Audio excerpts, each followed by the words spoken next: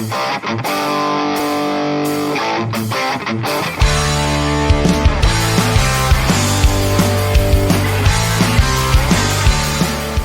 right. Hey, Matt, how are you doing?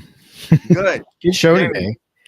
Yeah, man, that's had some great conversation there with Dr. Moore. What an incredible story with a happy ending. We usually don't get too many happy endings in the medical freedom movement, but I'm glad to hear the charges were dropped. That was harsh. I mean, like, the mandates were just ridiculous, and it put a lot of pressure on people that just didn't need to be there. So, yeah, I think he was he was a hero. Yeah, and I'm glad to see he's not going to have to go through any more of this stuff. But it sounds like he's not out of the woods yet. He's still got a lot of financial stuff to take care of. So maybe that'll work out for him, though. Yeah. Well, yeah. I mean, it's an ongoing process. We can't, like, and Jay said that too in the interview. It's not like we're not at the goal line. We're not here having a party. We're saying this, it's a milestone, but we got a lot more work to do. This fight ain't over. And, sometimes the truth hurts, and the truth is, and I kind of held back in that a little bit on the RFK stuff, just because we've talked so much about it on the show, and I understand, like, we want to be hopeful. We want to believe that he's working his ass off. Like, I got to get these COVID shots off the market. It's like, that's not actually happening. He's not working on that. He's just finding the little tiny headlines. That's what these are. A lot of this is headlines. RFK, like we covered this earlier in the top censored news. I think the number 2 story today. RFK Jr. announces that we have a problem with organs being transferred against the patient's will, and then they are excess deaths. That's weird. So he announces stuff. He exposes stuff. But is anything actually getting changed? I think it's a matter. It's on us that we have to apply the knowledge. We have to look behind that curtain when someone lifts it up for us, or when we lift it up for ourselves, and just apply the knowledge. But we're doing a disservice if we're holding our breath thinking that all these things are going to magically change because we got a guy in there that knows what's going on. And I think we agree on that. Everybody agrees that RFK Jr., well, everybody watching the show, at least, I don't know about out in the community of people that think what we're doing is a disservice, but most people that have been paying attention agree that RFK Jr. knows what's going on. But is he going to be able to actually do anything other than tell us how bad it is? I don't know. I don't think so. I think there's a lot of powerful forces in there, and he's come up against them being in that position, realizing he doesn't have the power he thought he was going to have. Yeah. And it's we've got a terrible system. It's very corrupt. And there's a group of people that are probably in charge of everything that are like a power elite. I hate using that word elite, but the ruling class, it's like a big criminal organization, and we just got to basically do what they say or they'll kill us. And they want to kill us. Let's get to a few of these. Let's just jump into it. So we got Robin Hood Forest. This was early on. We were talking about the ADL. It says these ADL guys are disgusting. Yeah, I agree with that. Absolutely. I think the ADL, it's another one of these government organizations, or I guess they're an NGO, but they're the government, and they are named after the thing. They do the opposite of what their name says they do. They're anti-defamation, but they just defame anybody who goes against the agenda that they care about. When they do tackle things that aren't Israel, but most of what they do is protecting Israel. And it's a insidious organization, and it's very Orwellian. They use a lot of double speak, and I agree. The disgusting part about that. Yeah. That Jonathan Greenblatt, what a piece of I mean, he had the audacity to stand up there and say, we're concerned about propaganda funded by Hamas online, by these other, we have to stop them. You're the Where are one they getting the funding? That's what, it doesn't make sense. Like Hamas, it doesn't make sense, but they need, and I said this at the beginning, it's worse than that, because don't take it for face value. Just because you see this guy up there saying we have to stop this thing, they are happy. Greenblatt is happy that he has something to cite, to say we have to stop this thing. That's why we need this new act, this new terrorism act. We need this to exist. The way you get it passed is you got to have incidences to cite. So even though the face has this concern, there was this when when the couple was shot in DC, and you had people say get rid of all the Nazis and get rid of all the Zionists. That we have to put a stop to that. They're happy that that's there. That's the point.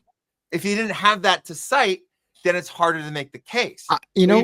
I'm not even convinced those people that were shot in DC were real. But that's where I'm right. Like, but the story is real. That's what I'm leading to. Yeah. If you need the thing to exist in order to push your policies, why not just go assist the thing to exist in the first place? What would that look like if you set the thing up that you need to happen in order to call anti-Semitism? Yeah. You need the thing to exist. The Jews are being completely used by the Zionists because from the religious Zionists believe that the Jews all need to return to Israel so they can be killed, and then the Messiah will return, which doesn't make any sense to me at all. Dark. But that's what they believe. So they're not the Jews' friends. They want to sacrifice the Jews. So this is religion. This is disturbing as shit, man. Like that's what we need to rile up to people and have them killed so we can have this dark day come with this judgment day and Christ is back. It's pretty wild. It doesn't make sense. But the idea that couple was killed, it's like when you first hear about it or learn about it, you go, oh, that's completely nonsense, can't be real. It's kind of the same reaction we heard about Macron's wife, and you're like, oh, that's just people saying that's not true. But then the digging has been done on that story, and then the more that comes out, the more you go, they might be right about this one. The bill that they're trying to pass, the censorship bill, that is absolutely frightening. It just shows they're trying to do in the United States what they've done to the UK and Germany. And we absolutely, if there's anything we got to get out in the streets to stop it, we got to stop that bill. Yeah, and that's why direct assault on the First Amendment. People don't even know it's happening. That's why we're trying to tell people we're blowing the whistle right now that this shit's in the works. And you're right. We're going to be just like Germany, just like Great Britain. We're going to be riled up. If all you got to do is you check our social media and go, up, there's one. Let's go get them. They won't even knock. They just barge right in. They'll take you. All right. Next one, Pamela Drew. Imagine if Pentagon spending could be tracked with the efficiency these folks monitor anti-Zionist speech, because that's what they care about. They want to shut down dissent and people who are upset about what they're really doing. That's what this is about. They want to be able to continue doing their criminal activities, their crimes against humanity, without any pushback. And the pushback is the crime, not the crime that they're committing. That's what they're trying to do with us here. Yeah. So we don't monitor the Pentagon like they want to monitor us. And the Pentagon is where most of the fraud, waste, and abuse goes. That's where the Doge cut should have been, and there weren't any in the Pentagon. No, not a mention of the Pentagon. No. Not a mention. And not a there mention you go. At all. And what was it? September 10th, 2001. Donald Rumsfeld is telling us that there was a $2 trillion audit that they failed. They couldn't account. Yeah, they failed every audit since they've started doing audits again. $2 trillion back a day before 9/11. Well, a lot of that is just you're never going to account for it because it's black budget stuff going to the intelligence agencies, and they're never going to cough up the stuff there. So, but they blame it on the DOD, but it's really intelligence. It's all mixed together. Yep. And everybody in Washington knows it. Like everybody, all the contractors know it, and they're just like, well, they're going to be doing all this fraud, waste, and abuse. We might as well be the people they're defrauding, receiving the money from the fraud. I mean, there's people make millions doing that. All right, moving on. This is about Candace Owens. We already touched on Candace, but all sentient being saying, I can't believe I love Candace now. I think love might be a bit of a strong word there, but she is doing some good work, and I definitely think we need to acknowledge her for that. Because she still's got a lot of other terrible takes, but it's kind of like Tucker Carlson. They're doing. I never thought I'd be cheering him on too, but he still has political takes. I'm just like, well, if I was in the room with him, I'd still want to have a big argument with him about these other things. But I think you can have good faith arguments with them, unlike some of these other people who are still working with the big media corporations. So while we do disagree, it would be a disagreement on the level, and I think arguing with them would be because they actually believe what they're saying. And they're not just grifting and being actors reciting a script.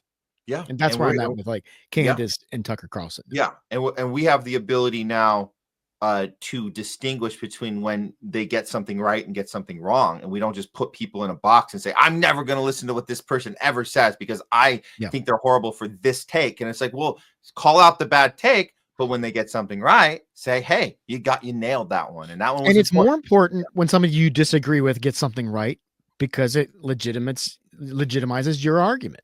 Yeah. Yeah. So so I mean, we got to listen to these. Even when Pierce Morgan sometimes gets some stuff right.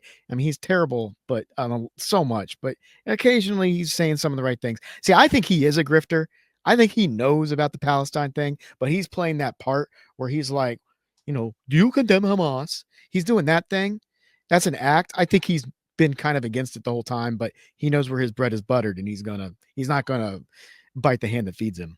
That's what I think is going on there. Yeah. All right, moving on. Julia MR. Larry Charles was disappointing in how he pulled his punches on this. I didn't like he didn't want to insult his friends. It's probably a little bit true, and it's he's in a tough position. I can't blame him if he did do that, but he's coming out and speaking out. So give credit where credit's due.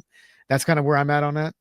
Yeah, no, Julia, good point. I think I was kind of that was kind of what I was saying too, is during the segment was just saying, look, clearly you didn't confront these guys because you would have realized that they were completely against the idea of going, he was throwing out this idea, if only they go to Palestine, if Larry David goes and Jerry Seinfeld just goes and experiences what that's not, that's not happening. They're 100% against that. That Jerry Seinfeld repeatedly says on camera, go IDF, and I don't give a crap about Gaza. That. And then what we showed is that he takes his family to the West Bank and does these, we call these simulations of murdering Palestinians. You're paying for this camp or whatever the hell it is. Fun, good time for the whole family. So no, that's not happening. He's giving them way too much credit. But like you said, Jayme, how great for him to just open his mouth and say, I was brainwashed, not just by Hollywood, by the media, everyone around me for all these years. And then I participated in manipulation in the films we were putting out, and I suffered consequences. One of them sued us and they won. Yeah. And it's like these people who are in these positions, they understand the power forces they're up against. Yeah. So just to speak out, I mean, it is pretty a brave thing. You're cutting yourself from things. Like a lot of these friends he doesn't want to go after, they're probably never going to talk to him again. Yeah. Well, I'm going to talk to Leslie about this because I got her into a little Seinfeld, little Curb. And, after all this stuff for these last couple of years with Jerry being such an asshole when it comes to, he's just so smug and it's hard to watch these shows right now. But I'll tell her this, Larry Charles directed most of these episodes. He directed most of the Seinfelds, most of the I think even more of the Curb Your Enthusiasms. Larry Charles directs these episodes. So maybe we can take a new look and say, at least the guy that's directing these assholes is currently vocally saying we were tricked. And that's cool. That makes me feel like, okay, we can maybe enjoy some of these shows and kind of escape from the reality that the people you're watching literally are shooting fake Palestinians on occupied land and bringing their family and celebrating that. It's disgusting, but we can still maybe appreciate the artistry of a director who's willing to be vocal right now. Right. I think it would be great to see him come out swinging, but I don't expect that at all. I mean, he's trying to balance the relationships, maintain the relationship he doesn't want to lose with telling the truth, and there's a struggle there. It's a very delicate process.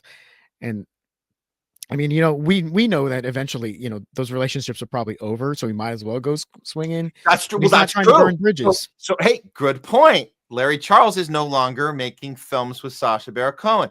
Larry Charles is no longer doing Curb Your Enthusiasm because that ended last year. So maybe now you can talk about these things. You don't have a business deal in the works. You don't have a new show you're producing. Maybe now is the time because you don't have anything on the docket with these guys. Now he doesn't have anything holding him back, but by speaking out, he's also eliminating potential future projects. Well, we should check out the one he did because I didn't know that existed. He mentioned that he did a project on Palestine, and that's why he went there. So let's everybody Google that, figure it out. Larry Charles doing his own, and this is independently from his his friends, right? Maybe they're ex-friends now, but it's independent of Bill Maher, Jerry Seinfeld, Larry David. He just went and did it. So I'm gonna go check that out and see what happened there. But yeah, he probably doesn't have anything else in the works with these guys. Yeah. Yeah, if he's finding himself to be a bit ostracized now in Hollywood, he might talk to you now. Hey, that's not a bad idea. Right? Because you've got some bona fides, and you're somebody who's been kind of ostracized. Yeah. So now he's got no friends. You could talk to somebody who's gone through it as well. You know what? We might try and reach out to Larry. Yeah, you might want to reach out. Yeah. Hey, Julia MR, thank you so much for your comment on that. Yes.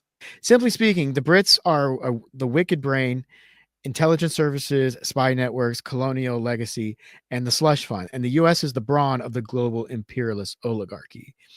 Yeah, there's something to that.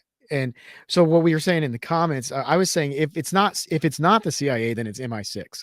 Because with Ukraine, it's starting to look more and more like the UK was actually taking the lead on this the whole time.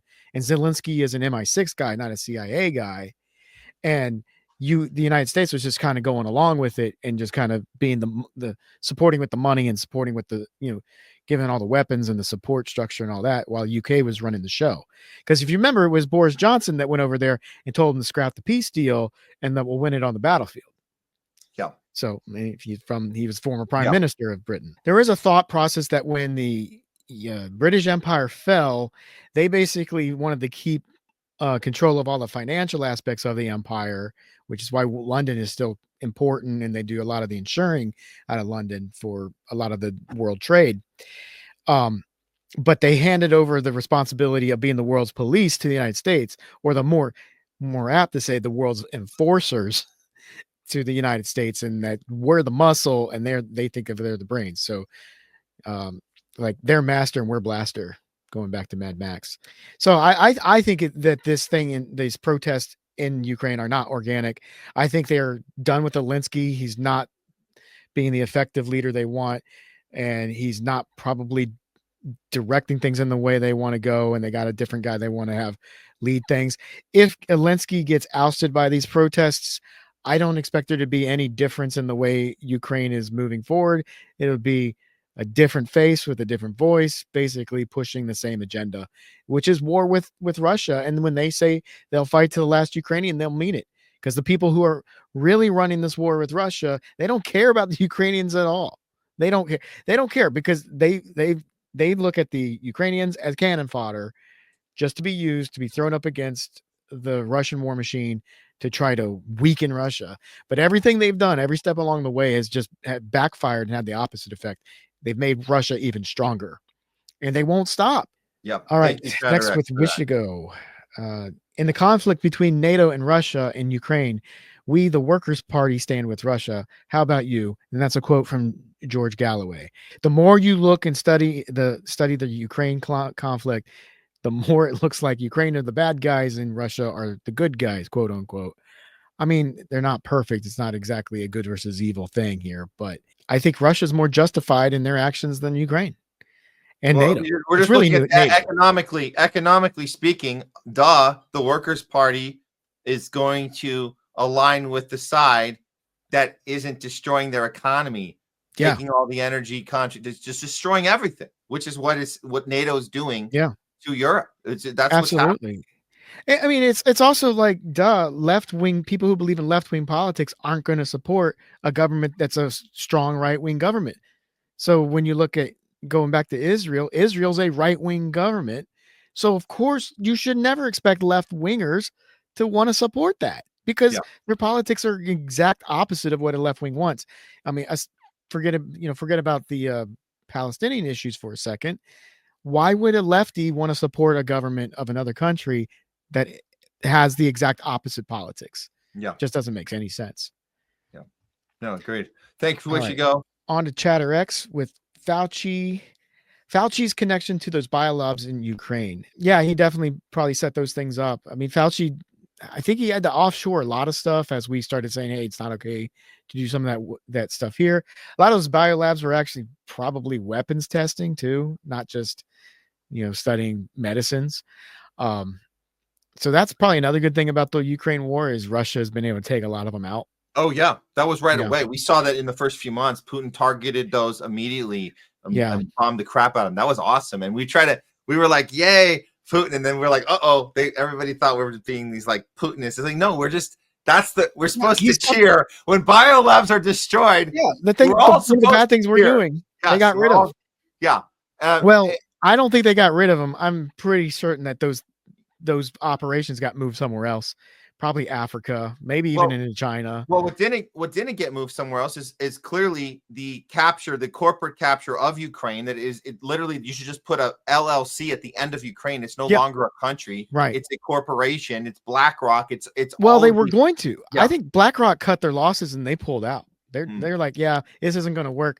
And so I think they didn't cut their losses. They're just sticking with a percentage of it, right? They're just not moving in all. Well, they pulled out a lot of the deal. I don't think they're expecting to be rebuilding like they were originally. So they were going to do all the smart cities and make Kiev this like city of the future kind of crap that no working class person would ever want to live in unless they wanted to be a slave. The COVID-19 pandemic, produced by Anthony Fauci, directed by Bill Gates, and brought to you by Pfizer. There's a lot of truth behind that statement, and it's real sad, but those are the kind of people we've got in charge, and they're working on the sequel right now, and audiences will be flocking to the theaters ready for the next. Hopefully awareness has been built, so people are going to be more resistant this time. I don't think they can pull it off again, not like they did last time. Unless the thing itself is actually deadly to a point. That's the thing. Then you can get the. I mean, who's told us they're going to go along with it? You know who told us that? Brett Weinstein said, "Hey, if the thing's actually kills people, then we're all for the mandates. We're all for locking down." That's what Brett Weinstein said. They were like, oh well, COVID itself wasn't really that. It was a effing flu, for crying out loud. It was really the number one symptom of COVID, the biggest killer of our time, the number one symptom was no symptoms. That should tell you everything you need to know. Yeah. But probably the biggest killer was probably putting the COVID patients on the respirators.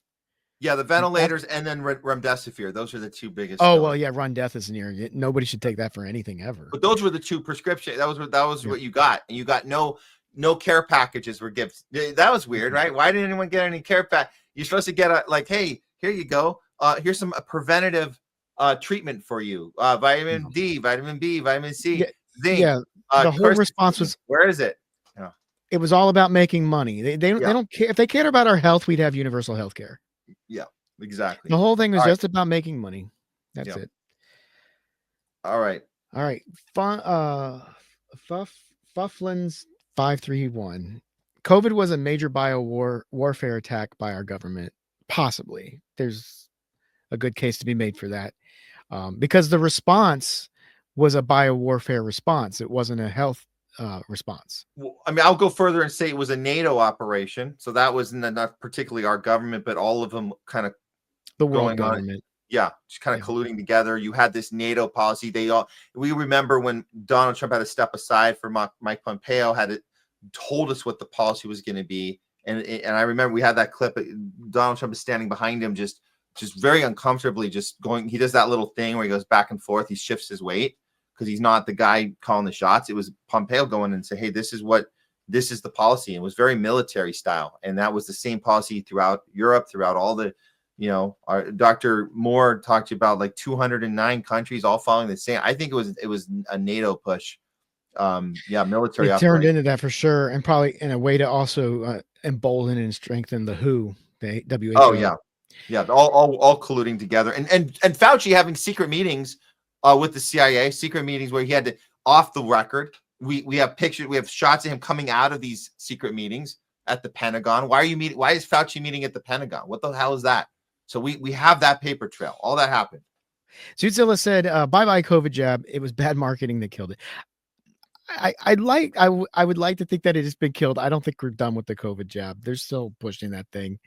I think what people need to take away though is be skeptical of any drug when there's a profit incentive for you to take it.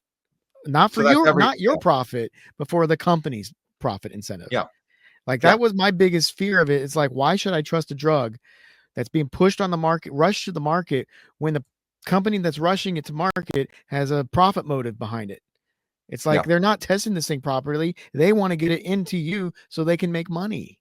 Yeah. And I just think for-profit healthcare, for-profit pharmaceuticals should be a crime against humanity, because you should never trust anything. You shouldn't trust drugs being pushed by somebody who stands to gain a lot of money from it. Yeah. That's just the way it is. Yeah. That's the way we should look at it moving forward. Yeah. Be skeptical. Be skeptical. Hey, Jayme, thanks so much for thanks, Matt, helping us out today. And we'll see you on the we'll catch you on the flippity flip. on the flip flops. All right, later. All right.